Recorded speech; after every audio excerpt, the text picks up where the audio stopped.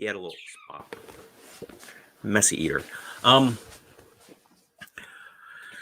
has been begging me to get on with it. I read chapter 1 of this fantastic book by Mary Hallberg. If I'm saying your name wrong, my apologies. See, Go-Go, if you can see him there, you can hear he's excited as well. I put a link in the description for where you can buy this book. If you have a Kindle, it's less than $1, I believe. I bought the paperback because I like having something to hold, and I want to give extra support to the amazingly talented Mary Hallberg. And she has a wonderful YouTube channel. She put out Haunted Places about 15 hours ago as of the time of this recording. She updates regularly. Great content. Love this stuff. So there should be link to the book, link to the YouTube channel, and a link to her website. And again, I hope you don't mind that I'm reading your book on a stream. So, if this is new, go watch the video where I do chapter 1. But we're all going to read chapter 2. Ready, buddy? Yeah, he's excited.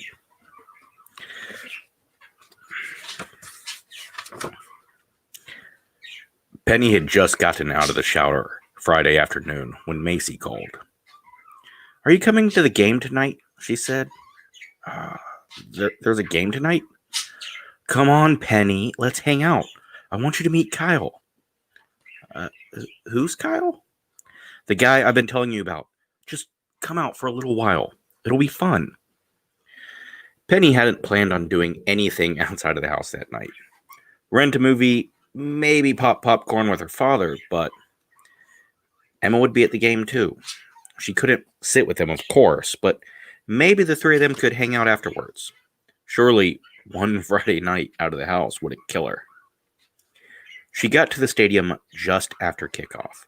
She spotted Macy at the top of the bleachers and headed up to join her. Macy was wearing more makeup than usual, and a skirt she never would have gotten away with at school. The dress code was supposed to be enforced at school events, but apparently the faculty wasn't too concerned with one teenage girl's mini skirt. Macy was tall and thin, a runner like Penny. Her dark hair was highlighted. She wore hoop earrings to complement her skirt, heels, and tank top. A young man in a plaid skirt and baggy jeans had his arm loosely around her, and another in a graphic t-shirt sat beside them. The one in the graphic tee held a thermos that Penny suspected, from the way he was laughing and moving, was filled with something other than Diet Dr. Pepper. Macy waved to Penny as she took a seat. "I haven't seen you all week," she complained. "Where have you been? Have you been running?" Not a lot. It's still so hot, and I have lots of chemistry homework. But we should run together soon." "We should. Let's do it next week." "What about this weekend?" The plaid-shirted boy leaned down and kissed Macy's forehead. "This weekend's no good," he gurgled. "Macy's busy." Macy giggled furiously and leaned in to kiss him. Their lips smacked together, and Penny groaned. Macy broke away reluctantly and pointed to Plaid Boy, then Graphic Tee. "This is Kyle and Ian." The boys looked a couple of years older than Penny, and they only waved their fingers in acknowledgement of her. "Guys, this is my friend Penny. She's on the track team with me." "Oh, so you're a runner. No wonder you look so good," Ian said. "Yeah," Kyle slapped his friend a high five. Penny rolled her eyes and turned her attention to the football field. On the track near the edge of the field was the same one Penny ran on at least twice a week. She spotted Emma, dressed in a pleated skirt and sleeveless top, her hair in French braids. Not for the first time, she wished Emma wasn't a cheerleader so she could join them in the stands. Emma would know what to say to keep these boys quiet. Hey, Penny, want some? He held the thermos up to her nose, and she caught a whiff of the liquid inside.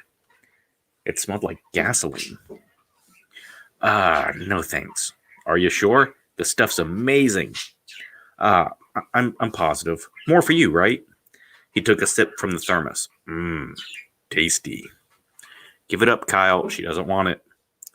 What's the matter? Daddy won't let you? Penny turned away, despite her reaction or lack thereof. Kyle laughed. Come on, Kyle, ease up on her a little bit, Macy said. Maybe she'll actually drink some if you stop pressuring her so much. I'm not drinking any of it anyway, Penny insisted. Hear that, Macy? She's not drinking it anyway. He laughed again, and the spectators around them stared. His arms waved, his hand accidentally hit Penny's shoulder, spilling the cold liquid over her shirt. She gasped and jumped up, but sat back down when she saw the spectators' eyes on her. Damn it, Kyle. Did you get Penny's shirt wet? Go get her some napkins. Tongue-tied today. She punched his arm, and he obeyed. A cheer erupted around them. Apparently their team had just scored. A moment later, the band played the school's fight song. The music drowned out her companion's drunken laughter. Kyle returned with a napkin a few minutes later, and once her shirt had dried off a little bit, Penny got up, pushing her way through the crowd. Where are you going? Macy shouted above the roar. To get some fresh air, and ignored her friend's protests as she made her way down the bleachers and out of the stadium. It was already pitch black, but the streetlights guided her down the sidewalk. She knew her father wouldn't want her out after dark by herself, but ignored his concerns in her head. Living so close to New Orleans and inheriting his feelings on gut instincts had taught her well. And as she approached the cemetery, all the negative feelings she had at the game disappeared. The cemetery is one of the newest in the area. It wasn't as famous as the nearby New Orleans cemeteries, with their stone walls, above-ground vaults, and celebrity graves. But Penny loved this one even more. It was peaceful. Even on nights like this when she could faintly hear the crowd cheering from the stadium. There were only a couple of streetlights nearby. They lit her way. But they weren't quite bright enough to dim the effect. They cast shadows on the grass walkways between the gravestones. Most of the graves were above-ground mausoleums, unlike many in New Orleans, neglected by caretakers and worn from time and weather. These were bright white with intricate carvings. She walked down the grassy road, stopping at a newly built mausoleum. There was only one name on the side. Billy Mack Ainsworth, the carving read. Born 1930. Died earlier this year. The black and white photograph of the man had been attached above the carving. Penny could barely see it in the dim streetlight, but the man smiled brightly. Less than a year ago, he'd been smiling like that outside of photographs. He had family, friends, certainly interests and hobbies. In another year's time, he would be just another decomposed body among the dozens, if not hundreds, beneath her. She imagined cemetery workers exhuming his body like they did in New Orleans, putting what was left of his remains in a plastic bag and shoving them to the back of the tomb to make room for his next dead relative. She turned to leave, but tripped over a tree root and fell forward. Holding her hands onto Billy Mack's mausoleum to break her fall, she gripped the edges and steadied herself. A gust of wind rippled the leaves, and she heard a faint chittering.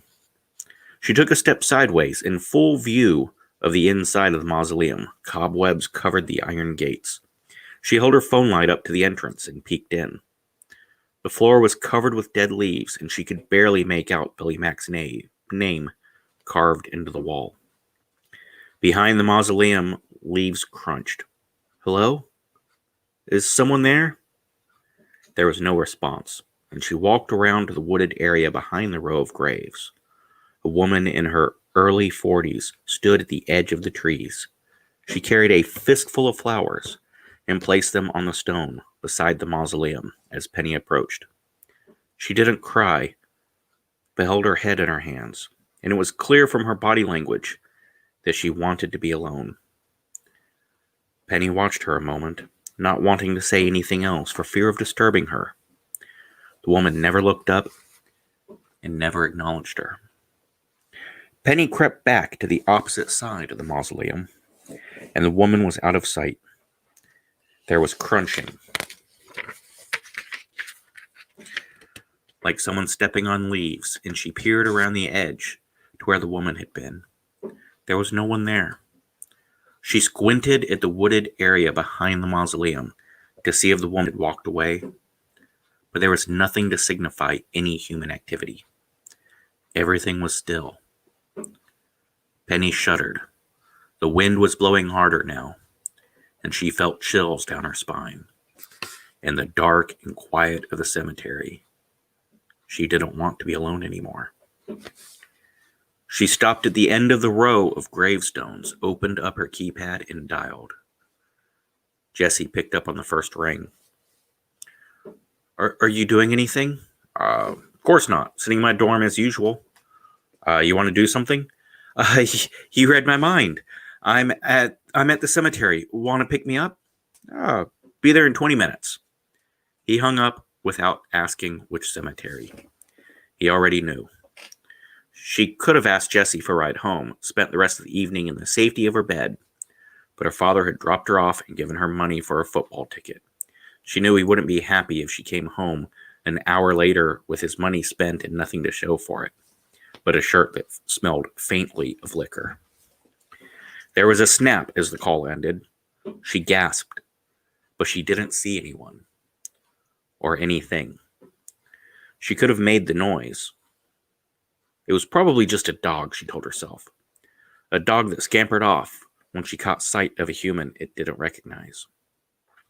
She shined her phone light in front of her. A woman in black robes stood at the end of the line of graves.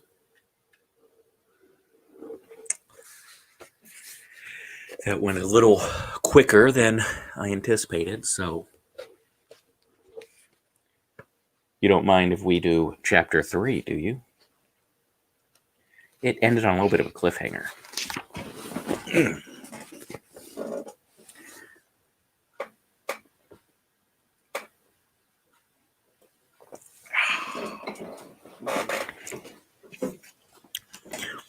That's for the ASMR portion of the video. All right, I'm going to go on to chapter 3. Penny gasped and dropped her phone. It landed in the hard dirt beside the crypt. The woman's robes were draped across her shoulders and stopped at the ground. Her hood was pulled over her head, and she wore black lipstick. "I'm sorry," the woman said. "I didn't mean to frighten you." Penny bent down and picked up the phone, her rapid heartbeat finally slowing. "No, it's fine. I just usually don't see other people here at night."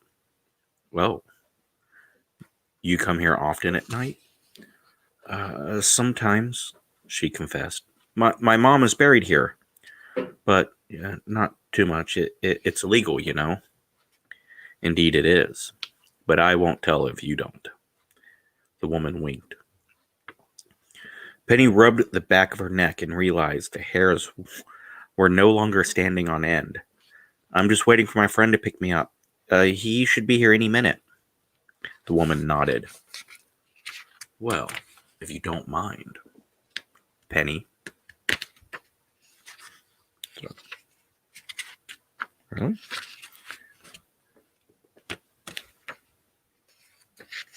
The woman nodded. "Well, if you don't mind." Pause. Gotcha. Sorry. Penny. I'd love to stay here and keep you company until your friend arrives. Being in a cemetery after dark can be rather unsettling, but I'm sure you know that. Penny shifted her weight and stared at the bent-over angel statue. I'm sorry, the woman chuckled. Where are my manners? I'm May Campbell. It's a pleasure to meet you, Penny. Nice to meet you, too, Penny mumbled. Forgive me for prying even further, but are you Penny Boudreau? Penny's eyes widened. I only ask because I know Dr. Ryan Boudreau. Your father? Yeah, I've known him for several years now. He's often a great asset to our team. Team? Yes, I'm a detective with the New Orleans Police Department. I realize this must be rather odd for you, encountering a policewoman wearing black robes and wandering a cemetery at night. But I assure you, Penny, I'm here to help. I'll do anything I can for Dr. Boudreau's daughter. Wait, are you Stephen's aunt? It made sense. May was a detective, and her last name was Campbell. I see you're already acquainted with my nephew. And any friend of Stephen's is a friend of mine. That's nice of you. Penny wasn't sure what to say next, and shifted her weight again. Being in a cemetery at night didn't scare her, unless she encountered a disappearing woman. But making small talk got her heart racing. So, Penny, are you not disturbed being out here? Disturbed? May tilted her head to the side. You're not afraid? Being in a cemetery, alone, at night? I understand it's frightening for most people. Well, I'm not most people. It doesn't really scare me. Why would it? There are stories. Haunted cemeteries and the like. Ghosts roaming around in the dark. Especially this close to New Orleans. I don't believe in ghosts. Don't be so sure. There are things in this world that we can never understand, Penny. But you're probably wise not to interfere with them. She lifted her hood, revealing black hair underneath, pulled into an elegant, braided bun. With nothing covering her head, she easily looked 10 years younger. Remember, just because we don't know something doesn't mean we should find out. There is an enormous price to pay for ultimate knowledge. Penny turned away. She was grateful this woman who showed up in cemeteries at night and gave sporadic life lessons didn't seem to mean her harm. But she wasn't really in a mood to talk, and May's statement had been open-ended. Glancing toward the empty street, she counted the seconds slowly and tried not to look back at May, who stood like a carved statue among the graves. Jessie picked her up a few minutes later. Goodbye, Penny, May called, as Jessie's truck sped up to the curb. And Penny made a beeline for it. I enjoyed talking to you. She was being cringe-worthily polite. After their initial conversation ended, she had stood in awkward silence, trying to avoid each other's gazes. How was the game? Jessie asked. Oh, I didn't stay long. Macy was with some guys and they spilled beer all over my shirt, so I left. She held out the bottom portion of her shirt. Even in the dim car light, she could still see a faint stain and the smell of liquor. Yeah, crowds aren't your thing, are they? Not really. I only went because Macy invited me. Ah, well, are you hungry? I can get you some food that's better than the stuff they sell at games. And 10 minutes later, they sat in a cramped booth at a fast food restaurant just off the highway, eating off a tray of burger and fries. So, what did May say to you? Wait, you know her name? Yeah, that's Steven's aunt. She's really nice, but kind of weird. Yeah, she was really weird. Kind of like you. He smirked. Well, it takes one to know one. Hey, I'm not weird. Well, okay, maybe I am, but I'm not that weird. Oh, come on, Penny. Would a normal person hang out in a cemetery at night? Penny fidgeted and shoved a french fry into her mouth. It's not a bad thing. Who wants to be normal, right? Normal is boring. I know. I don't know. Normal seems pretty cool. At least when you're normal, you don't get ridiculed that much. Sure you do. Haven't you ever heard the old saying? You laugh at me because I'm different. I laugh at you because you're all the same, see? Normal people get laughed at too. Besides, what is normal in high school? Is your friend Macy considered normal? Going out drinking every weekend? I don't consider that normal, and I'm in college. My roommate does that all the time. So what about those college boys that go for their bosses' daughters? What do you consider them? Weird? And the boss's daughters are weird too. Penny laughed and reached for another french fry. So I was weird to you. In a good way. You not being normal had nothing to do with why I broke things off. I had to do more with the fact that, well, it had more to do with the fact that you're my boss's daughter. Penny shook her head. I swear my dad is so damn overprotective. Every time I show interest in a guy, even if I just mention him in passing, he freaks. Told him that I met Steven the other day, and he was totally creeped out. You mentioned Steven to him. God, not you too. Why does everyone flip out when I mention Steven? I'm not flipping out, Penny. Just be careful. Why do I need to be careful? All I did was meet him. It was nothing. Calm down. Calm down. I'm just saying be careful. That's all. You know, even though things didn't work out between us, I still care about you. I don't want to see you get hurt. So, you think Steven's going to hurt me? He looked away quickly. No, of course not. Whew. And that is the end of chapter 3. We will move on to chapter 4 in the next video.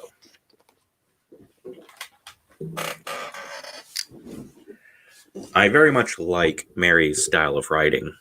It flows, it's more conversation driven. You don't spend all your time bouncing around in someone's inner thoughts, because that can come off boring and slow paced. I like that this seems a little more conversation driven. I also like the flow of the conversations. People seem awfully concerned about Steven, don't they? And he's got a weird aunt.